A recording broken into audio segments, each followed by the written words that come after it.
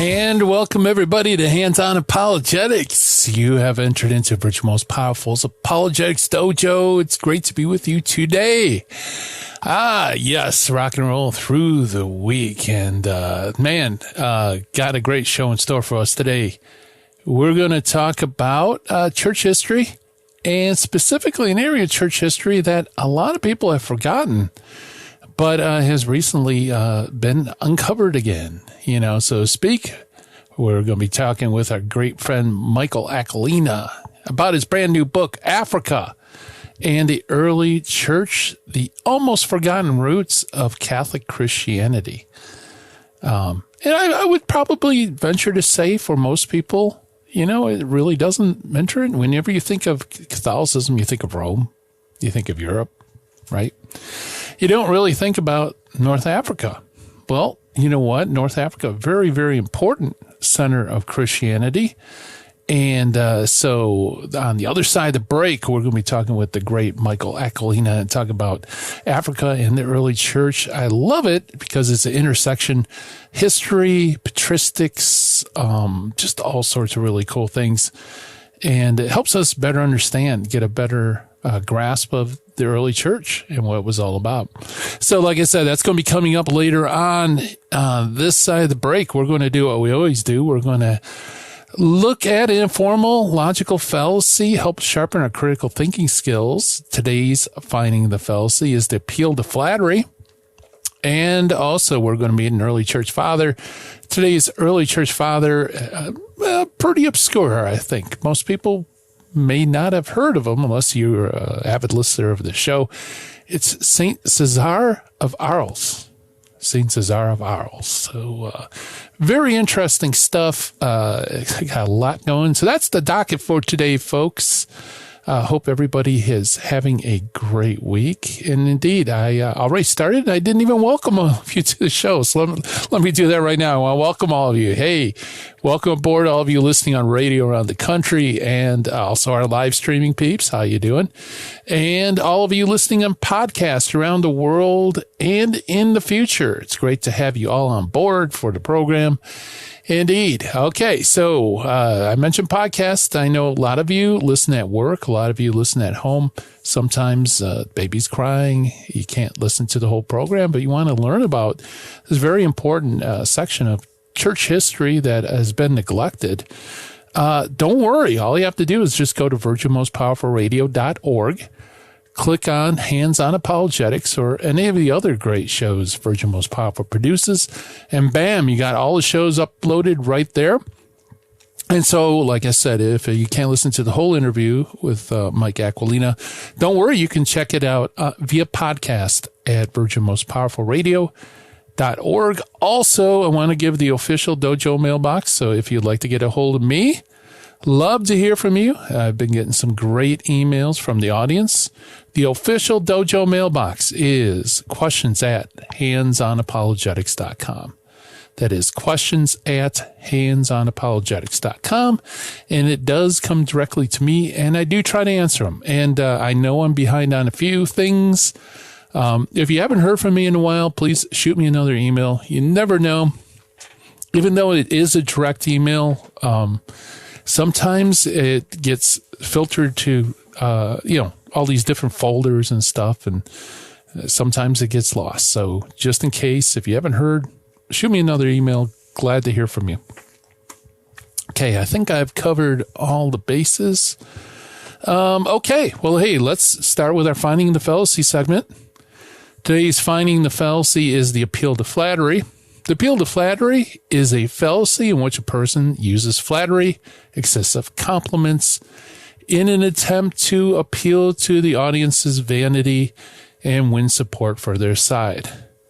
It is also known as the apple polishing, wheel greasing, appeal to pride, appeal to vanity, and so on and so forth.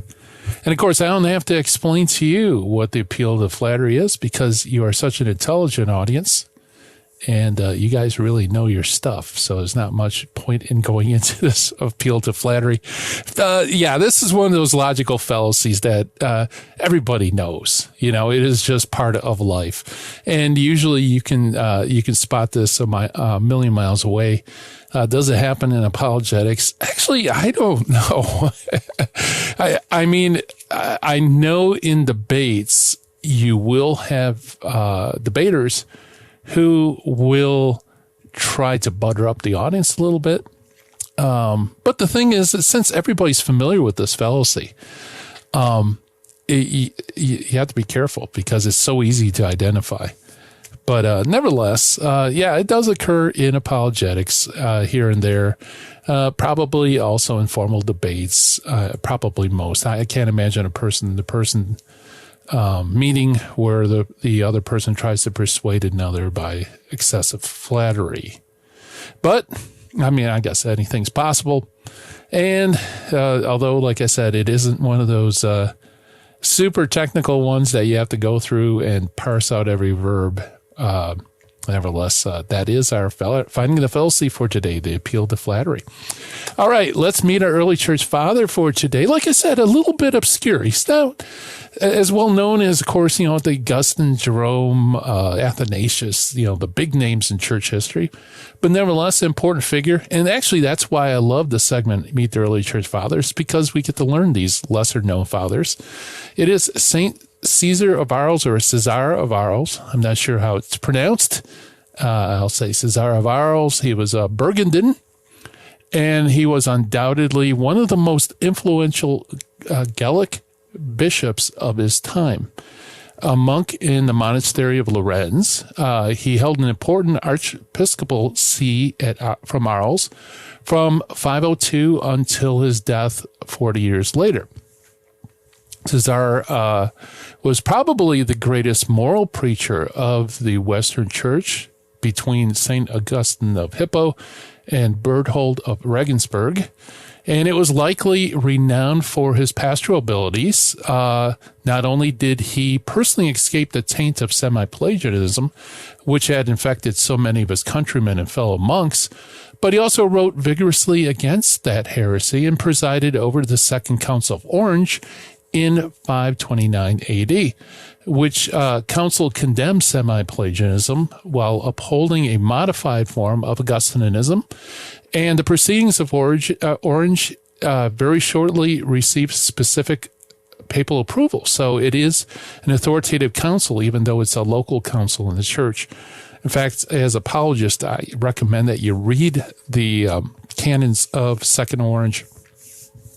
Very, very helpful when you're dialoguing with Calvinists.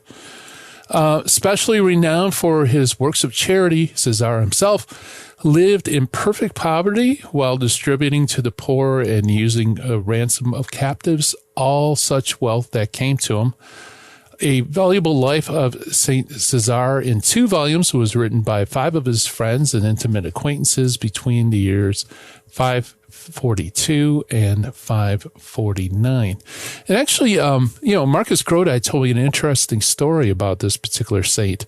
Apparently, where he was situated was along a road that connected all the roads to Rome to the rest of Europe. So whenever there was a council or some sort of visits to Rome, the clergy would necessarily pass through his diocese. And because of that, he was able to influence the church in the West in a way that no other bishop probably could outside the Pope, in that as bishops were traveling through and listening to the sermons of St. Cesar, they would necessarily, carry some of these sermons to their own diocese. And therefore, his moral preaching and his preaching against semi-Pelagianism really helped inoculate Western Europe from the heresy. I think we have time to maybe do a quick quote from St. Cesar. Here's one. It says, God never deserts a man unless he is first deserted by that man. For even if a man shall have committed grievous sins once and twice and a third time, God still looks for him, just as he says through the prophet, so that he may be converted and live. But if a man begins to continue in his sins, despair is born of a multitude of those sins, and obduracy is begotten of despair. Obduracy is not affected by the compelling power of God, but is gotten from the forgiveness and indulgence of God. And thus, it must be believed that it was not divine power, but divine patience that hardened Pharaoh's heart. Boy, that's a lot to unpack there. In fact, you can see some of this thought actually not only in Second Orange, but also in the Council of Trent on its decree and justification. Very interesting stuff. And so it was God's patience that hardened Pharaoh's heart, even though, in the text, there's often Semitisms that will attribute causality to God all the time, even God's permissive will. They'll say that God caused this heart to harden, but it was actually divine patience. And if you think about it in context, that makes a lot of sense.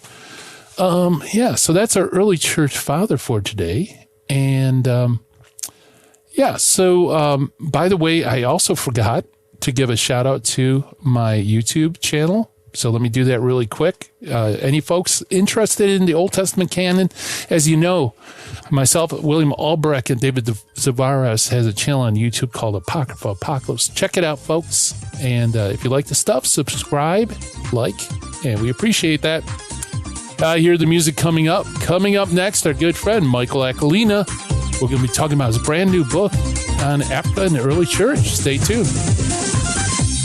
And welcome back, everybody. We are going to be chatting about a very important area of the church. Many of you are familiar. Of course, you think Rome, very important, influential area, Italy, Antioch, Alexandria. But, there is a forgotten section of a area in which was very, very influential in church history, and that's Africa. And help us understand that we have our good friend Michael Aquilina with us. Michael is a popular author working in the area of church history, especially patristics and the study of the early church fathers. He's the executive vice president and trustee at the St. Paul Center for Biblical Theology, and which is a Catholic research center based in Steubenville, Ohio.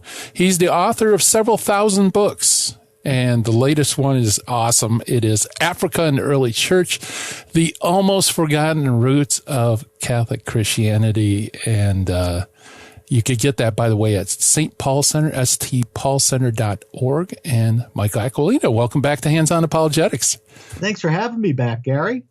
Yeah, well, I was teasing you a little bit with the several thousand books, but that's only because I'm jealous because, boy, you're just a writing machine, and it's all gold. It's no fluff. I mean, well-researched books with fantastic insights that I steal from all the time, by the way. Steal away. You're very kind. I thank you for your kind words. Yeah. So how do you do it? Let's start the program off that. Is there a secret to being able to author on all these different areas in the early church? Well, one of the keys to understand, I think, is that I'm not a scholar. I'm not an academic. There's a lot of good scholarly work going on right now, a lot of good work going on in academia, and I'm taking advantage of that. I'm taking this work that's remote from most people, that's inaccessible to most people, that's happening in scholarly journals and in technical language, and I'm translating it into the stories that people can understand.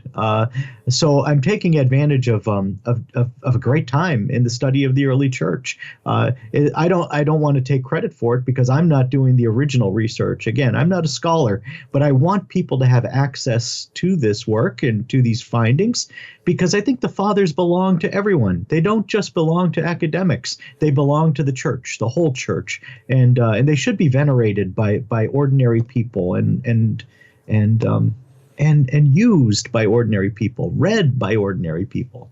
Yeah. Thank God for your work, because there really is a need for that. And I don't think I know anybody that does it as well as you. And I know that's very kind. And I'm not using the appeal to flattery because, I'm not greasing the wheels or anything like that. But yeah, you are so accessible when you write, and you're able to take very complex subjects and boil it down so that it's easy to understand and grasp and very insightful too. And especially this subject, Africa. What got you interested in the subject of Christianity in Africa?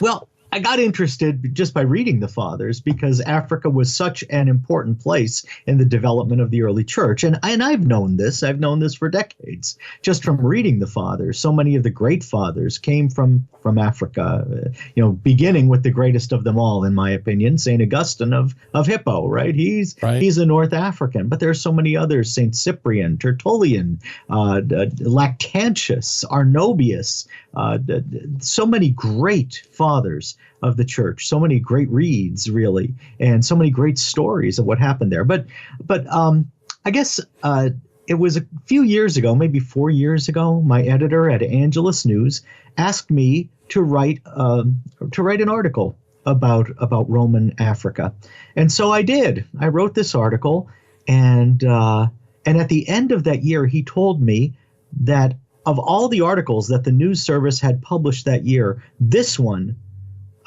got more readership.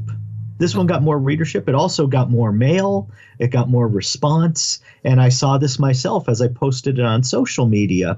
And it was very strange to me because people were so quick to racialize the story, and to politicize the story. And here I thought I was just telling the true story of what happened in the early church and the importance of North Africa.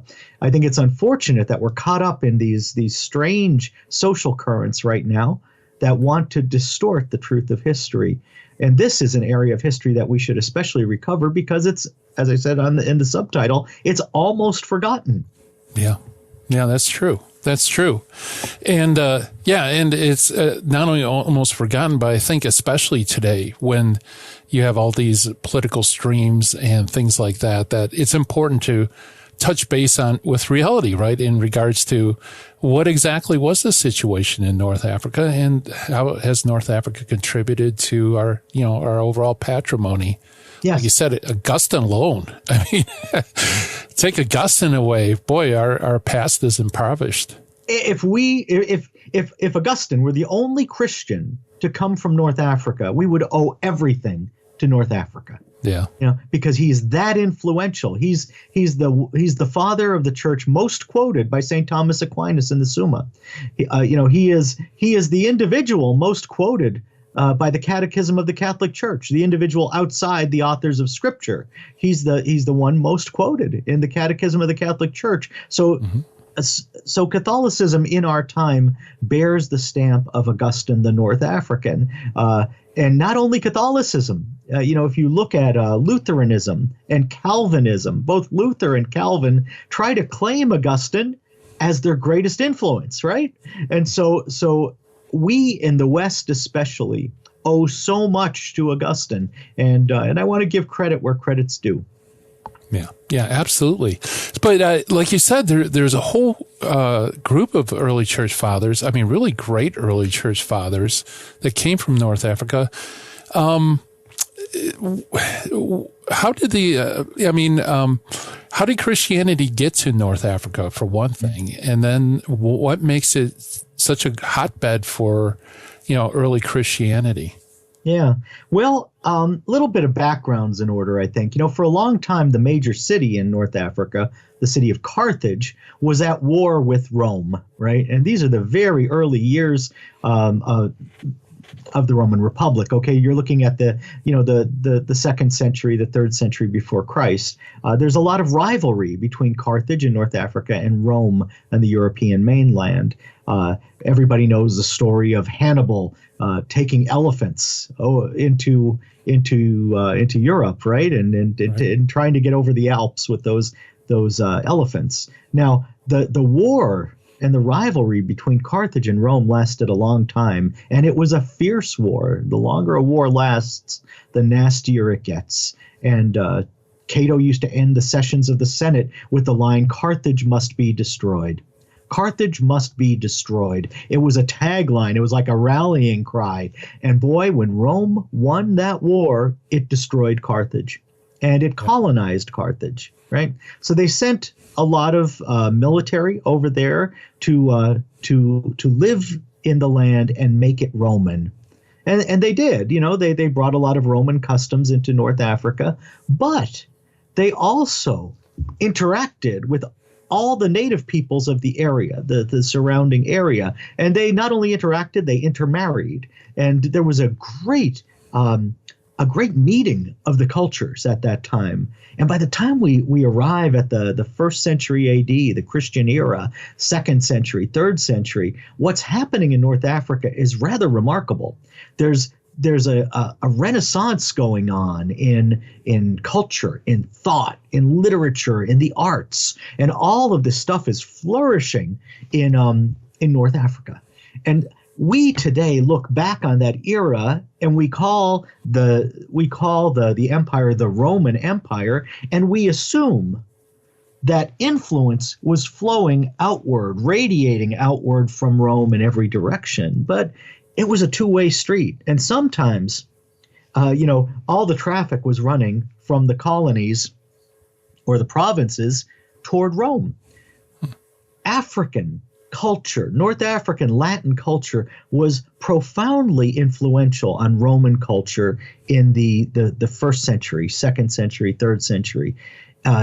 Really, Latin language was enjoying its first full flourishing in North Africa at this time. You have great authors like the novelist Apuleius. You have playwrights like Terence. You have scientists, all of these people, naturalists, writing in North Africa and then influencing the people in Europe, in Italy, in Rome. So think of that kind of vibrant city going on in Africa. And people, it's a port city, so people are coming in from all over the place. And just as in every port city in the Roman world, you have a strong Jewish presence. And so there are synagogues in North Africa. And it seems that Christianity arose in those synagogues first. All right. And that's really the pattern that we see in the Acts of the Apostles. And it's the pattern that we see in the historical traditions of most of the cities in the Roman world, that they followed the apostolic pattern. St. Paul would go into a city, find the synagogue, speak in the synagogue, because they always invited travelers to give a word of wisdom. And Paul would speak and he'd deliver the gospel. And sometimes he'd get tossed out on his ear. And other times, the people would be more open, more willing, and he'd speak there for weeks or months at a time. So I suspect that that's the way it got started in Carthage, in North Africa, and the church got its firm footing there. We see the first evidence of Christianity in North Africa around 170 AD, so pretty early in the church's history. But what we see at that point is a church that's already fully formed. It's already functional. It's already vibrant. And Tertullian at that time is already arguing that Christians are everywhere in every walk of life. So Christianity must have been functioning for a long time before it left us a strong documentary record. Oh, that's interesting. So there's no apostle to North Africa. It just, kind of just developed from the grassroots level. That's right. And I suspect that even in the apostolic era, there were Africans who were exposed to the gospel, especially when they went to Jerusalem for the pilgrim feast. Jews in the diaspora who went to Jerusalem for the pilgrim feasts would then go back home afterwards, and they would, if they had been converted to the way while they were in Jerusalem, they would have gone home with the gospel. Think about that scene of the first Pentecost that we see in the Acts of the Apostles, the beginning of the Acts of the Apostles. We're told that there were people there from Africa. There were people there from Libya. There were people there from Egypt. There were people there from Africa, right? And they received the gospel, and surely they took it home with them. And when they took it home, they at least tried to make converts. And I'll bet, having received the power of the Holy Spirit, the fullness of the Holy Spirit, in that great first thrust, that they did it somewhat effectively, right? Yeah. Yeah, Yes. absolutely. Yeah, I hear the music coming up. We'll hit pause right there. We're chatting with Michael Aquilina about his brand new book, Africa and the Early Church, The Almost Forgotten Roots of Catholic Christianity. More to come right after this. You listen to Hands On Apologetics. Welcome back, everybody. We're chatting with Michael Aquilina, author of the book, Africa and the Early Church, The Almost Forgotten Roots of Catholic Christianity. By the way, it's available at stpaulcenter.org, stpaulcenter.org. Check it out, buy it. It's an awesome book. Talk about Africa in its early roots. So immediately, the first writings we have from Africa, like you said, Tertullian's boasting about how Christians have overtaken everywhere, all the ports and cities, inland, outland, islands were all around. And that's certainly true throughout the whole of North Africa. Was North Africa a vital portion of the Roman Empire in terms of, just worldly goods and stuff? Oh, sure. In terms of its production of food, it was invaluable. It's a breadbasket of Italy. The Romans were pulling a lot of their wheat, their grain, from three places: from Alexandria in Egypt, an African country, from Carthage in North Africa, in the province of Africa, and from Sicily. Okay, so they had those three sources of grain. North Africa was indispensable. Without the grain from Carthage, the Romans would starve. Yeah, interesting. So, being such an integral component of the Roman Empire, I imagine there was a lot of interchange between North Africa, the Christians in North Africa, and also in Europe. Oh, certainly. If we look at the early history of the church, the faith spread mostly along the trade routes, which were used by the military. If you look at what was happening in history, it's almost as if God was preparing the way for the gospel, right? Because in the time of Caesar Augustus, at the time of our Lord, we see the first construction happening on a worldwide system of roads. So you have, for the first time, overland routes that go from Europe to Asia, and they're going in both directions from Rome. This is happening for the first time in history. Around the same time, a mariner discovered the trade winds that allowed mariners, ships, to sail on the open sea rather than hugging the shore. So that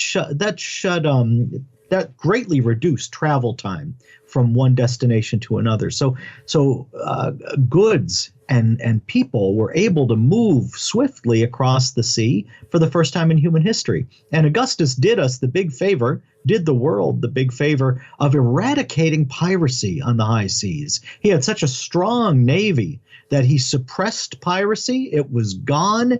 And again, the goods and the people were able to move freely from one place to another. This is happening again for the first time in human history with this kind of ease. And so the gospel was able to move from one end of the empire to another, just as pepper was moving from India to Rome and was in great demand. So yeah, this is the way everything flowed from one port to another. Yeah. Yeah, and also in terms of influence on theology, North Africa was not only provided great lights, like you said, Augustine.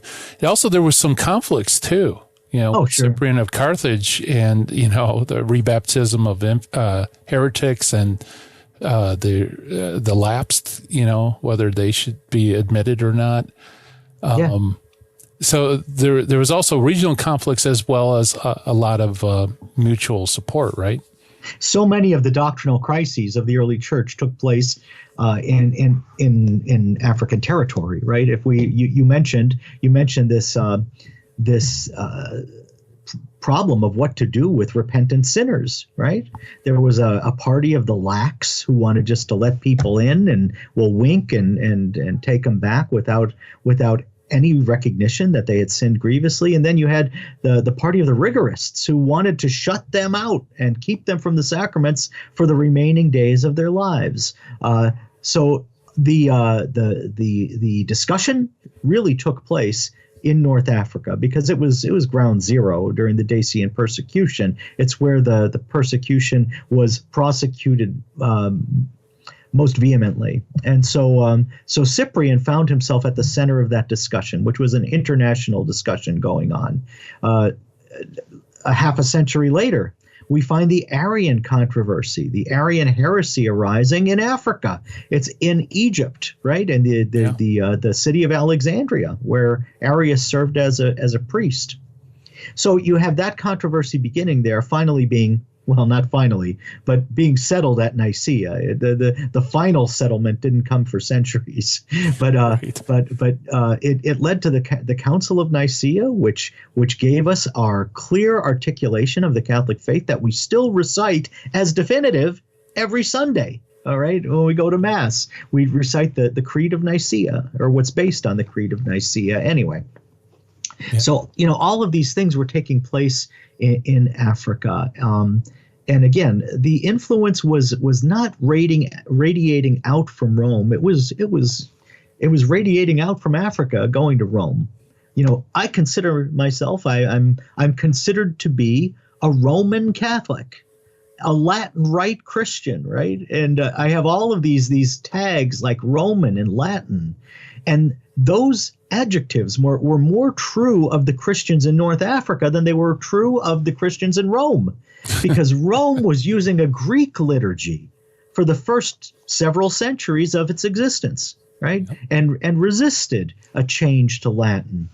But it's quite likely, it seems likely, that the African church, the North African church, used a Latin liturgy from its earliest years. And it was that Latin liturgy that provided the foundation for the kind of worship that we use today in the churches in the West. So I'm a Roman Catholic. I'm a member of the Latin Rite. But all of these things, really, I owe to North Africa as much as I owe them to Rome, if not more than I owe them to Rome. Yeah. Yeah, that's true. I didn't think about that, but my own work with the Canon, you have the Greek Septuagint gets translated into Latin very early on, like second Christian century in North Africa. In North Africa, right? Yeah. And where did the Canon get settled first, right? Where did the councils meet that settled the Canon? So all of these important, mile markers in early church history are just firmly placed in Africa, right? All of these touchstones of our tradition that we're always going back to again and again, like the creeds, the canons, the councils, are North African. We owe so much, and yet we've forgotten this somehow. I don't know how, but we've forgotten it. Yeah, that's true. Yeah, I know with my own work too, like the Pelagian heresy, that came from up north. It makes its way into Italy. The Pope initially was kind of indifferent, not really sure which way to go. But once it gets down to North Africa, with Augustine, that's when, the alarm sounded, and then Rome begins to act against the heresy. Certainly, and Augustine really utters the semi-final word on it. Okay, it's later. Right. Augustine's word is clarified by later councils, but he's the one who makes it his life's mission to stop this. Right? He's the one who's sounding the alarms and calling upon the Pope to act forcefully. It's Augustine who makes it an issue. I think everybody else in both the East and the West just would prefer to ignore it. Let it go by. It's not as dangerous as some of the other heresies. And Augustine's saying, no, this is a dangerous moment right now. This is a crisis. And he helped the popes to recognize it for what it was. Yeah, and he sent word to Jerome in Bethlehem, watch out for him. And yeah, it's very interesting because, of course, Rome is the center of authority, but Africa on a local level is incredibly influential. Like, we often think of Hippo and Carthage, with the Canon, but there was dozens of councils in North Africa. It was every year they would meet in council and put out decrees and canons. Yes. Yes, so it was a very, we talk a lot about synodality these days, but the African church was a synodal church. The bishops met regularly and they weighed in on important issues, as you're pointing out. These are essential issues that need to be settled. These aren't peripheral things. These aren't kind of pie in the sky things. No, these are the very practical issues that need to be dealt with right now. Yeah. Yeah, very good. Yeah, so let's see. Augustine, we could have a couple of programs just talking about the influence of Augustine. Yes. Did you notice any African, anything that's distinctly African about Augustine and his approach to theology? It was Latin. He calls upon his predecessors an awful lot. He's dependent upon Cyprian. He's dependent upon Tertullian. He's obviously very familiar with their work, and he speaks as an African. He's always very open about that. He spent time in Italy. He was he was a teacher in Rome, a teacher of rhetoric. He also held the chair in rhetoric at the imperial court in Milan, but he always did these things as an African, and he went back home, and he chose to go back home and to live there and to serve the church there. He surrounded himself with Africans. He lived in community there in North Africa with close friends, and they served as priests in the diocese while he was bishop. I would say that there's a certain fierceness to Augustine that's pretty typical of the African church. We see that most of the movements that went awry in Africa went there not because of laxity, but because of a certain fanaticism. All right, and they set themselves up as you often find people in these African movements, the movement of the Montanists, and others. Yeah. They're fierce. Very good. Yes. In fact, let's pick up that thread on the other side of the break. We're chatting with Michael Aquilina, talking about his new book, Africa and the Early Church. More to come right after this. And welcome back, everybody. We're chatting with Michael Aquilina about his brand new book, Africa and the Early Church. And right before the break, Mike, you brought about one of those insights. That's why I love reading your stuff. It's like, that makes so much sense, because North Africa was not an area for wimps. Just think of the pre-Christian time. If you're going to take elephants over the mountains to attack your enemy, you're pretty tough. Right.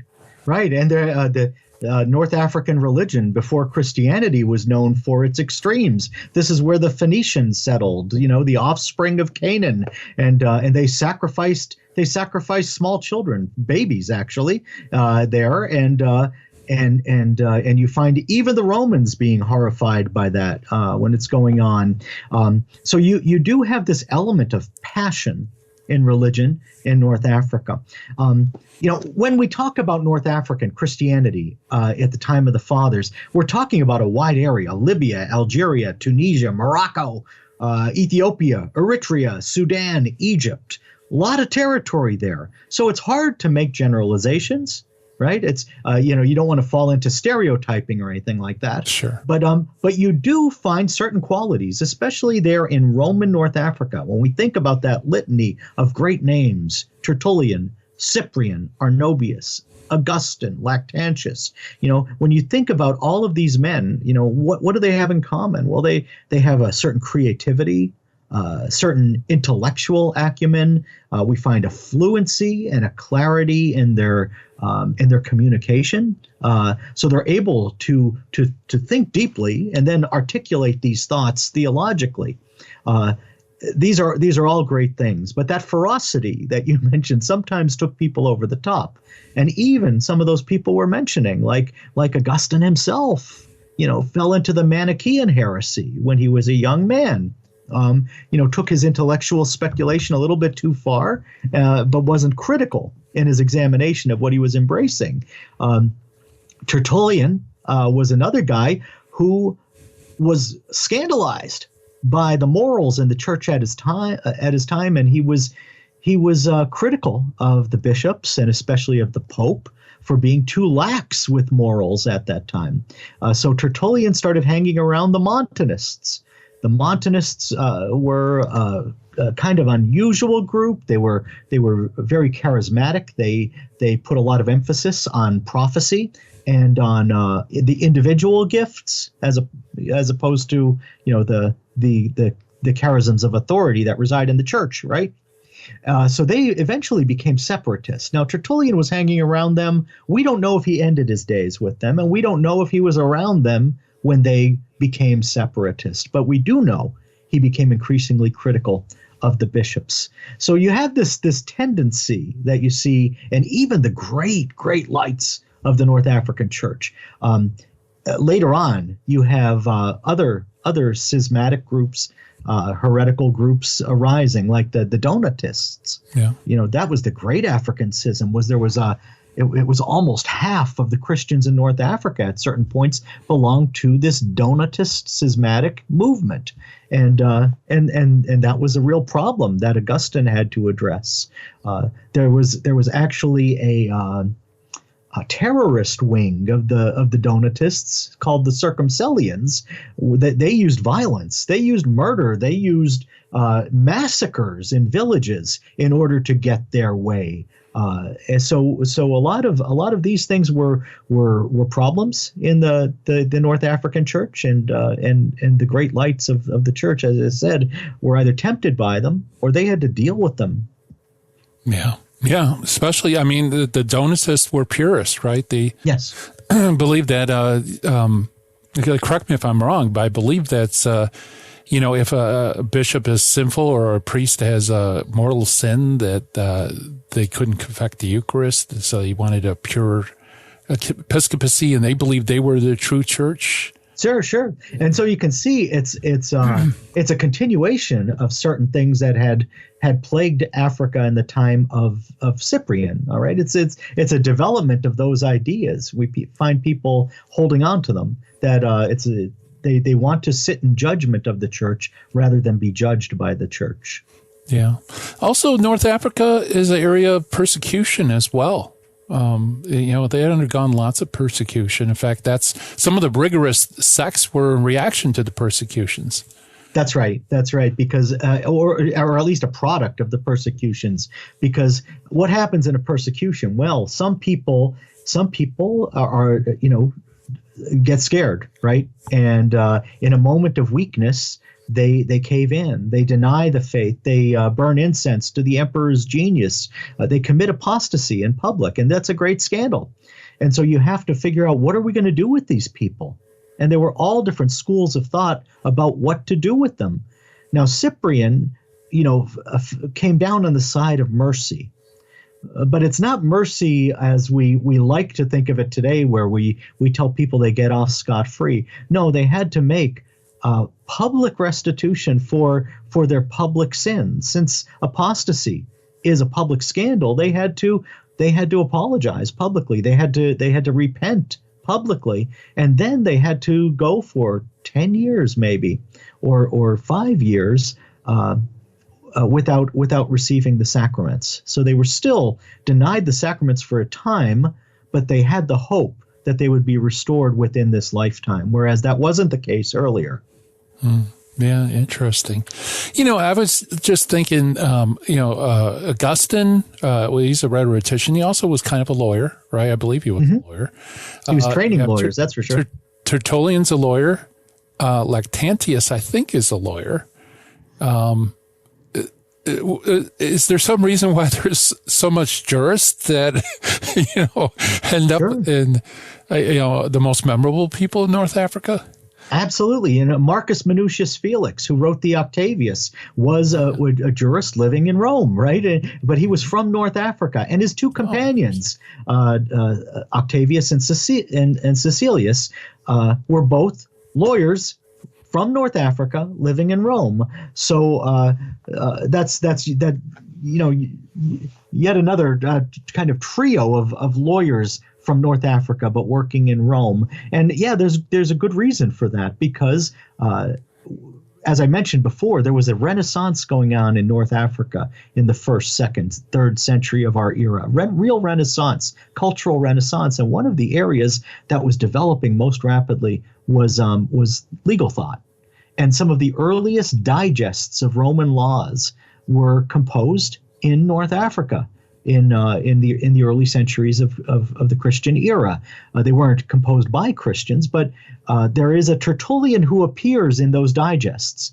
And some scholars, some historians believe it's most likely our Tertullian, the Tertullian who's the first theologian to be writing in Latin, the theologian who gave us in the West our words for Trinity and for sacrament, the words we still use today. It was Tertullian who introduced those. But, it's because he was thinking with the precision of a legal mind, and he was applying that legal mind to these theological problems and developing a vocabulary for us to discuss them. And really, he developed a vocabulary that worked so well, we're still using it now. Yeah, that's cool. So while you were researching the book and writing the book, were you surprised by anything that you've never noticed before? I think I was surprised by the extent to which our liturgical tradition in the West is dependent on the African liturgy. Because, as I said, the Africans were using a Latin liturgy for centuries, perhaps 2 full centuries before the Christians in Italy finally began to adopt it for themselves. So they were using this vernacular Latin liturgy in North Africa, and we find that a lot of the liturgical fads and fashions that kind of made their way across the church during this time began in Africa. Certain movements in the development of the liturgy, the use of the Psalms in a certain way, that sort of thing. These customs began in Africa, worked their way to Italy, and were confirmed at Rome for the rest of the Western Church. Yeah, it was Pope Damasus, I think, was the one who switched the liturgy from Greek to Latin. Or I know it's either he or somewhere around that time. Yeah, it's a much disputed question, but I do think it was rather late. It was at least around 350, 360 that the church began to use Latin in Italy. Wow. Yeah, great stuff. Now, before we go, we have a couple minutes. Tell us a little bit about what you're working on right now. I'm always interested in what's coming down. A lot of little biographies. Our Sunday Visitor asked me to do a series of small biographies of the fathers of the church.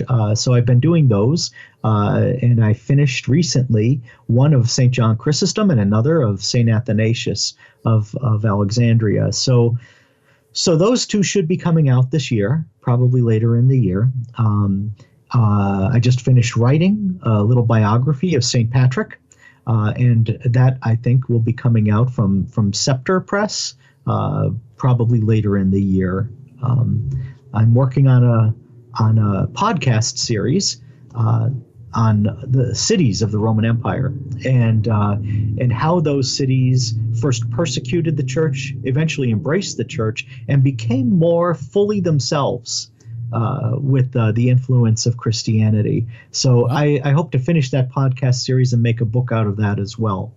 Wow. Yeah, that's fantastic. So for people who want to check out the podcast, where would it be? Where would it go up at? Well, it's on most of the popular podcast platforms. Okay. But it originates from CatholicCulture.org, and it's called Way of the Fathers. Beautiful. All right. So where can people go to get a hold of the copy of Africa and the Early Church? The best place where you find the best price is CatholicBooksDirect.com, CatholicBooksDirect.com. But you can get it at your local bookstore, your local Catholic bookstore. You can order it, and they'll find it for you. But CatholicBooksDirect.com is usually the best place to get prices on my book. Awesome. Yeah. And, it's great to support good Catholic organizations too, rather than going to the big corporations as well. Yeah. And wow. Yeah. It sounds exciting. I can't wait to finish this book and all your other future work as well. So, Mike, thank you so much for coming on the show. Appreciate it. Thanks again for having me back, Gary. All right. It's Mike Aquilina, folks. Yeah, definitely pick up a copy. Africa in the Early Church, the Almost Forgotten Roots of Catholic Christianity. Wow. The hour is flowing. Coming up next, High Impact Catholic Talk coming at you with the Terry and Jesse Show. Thank you so much for listening. And God willing, we'll be back again tomorrow. Do this thing we call hands-on apologetics. Bye-bye, everyone. Have a great day.